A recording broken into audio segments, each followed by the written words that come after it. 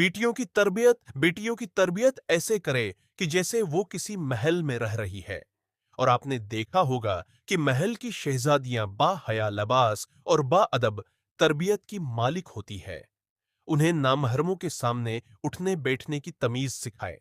उन्हें बताएं कि फातिमा अलजरा रजी अल्लाह अन्हा कैसे अपने आप को ढांप के रखती थी। बचपन की तरबियत गीली मिट्टी की तरह होती है, जिधर को चाहे मोड़ ले। आप बच्चों को दीन की तरफ मोड़े, रब अल आलमीन के सामने सर खरू होने के लिए। औरत के मरने के बाद तदफीन के वक्त जब उसे कब्र में उतारा जाता है, तो एक आवाज लगाई जाती है कि नामहर्रम हजरात दौर हो जाए और मुहर्रम करीब आ जाए।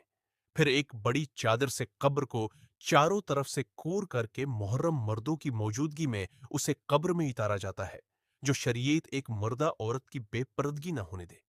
तो क्या यह मुमकिन है कि एक हुसीन जवान औरत को सरखी, पाउडर और जेब वजीनत की तमाम फितना सामानियों के साथ खुले चेहरा घूमने की इजाजत दे दे? नहीं, हरगिज़ नहीं, अभी भी वक्त है। संजल जाओ, वरना कल कब्र बहुत मुश्किल खाई है। जरूरी नहीं है कि सिर्फ कहने ही चमके हया की चादर भी चार चांद लगा देती है।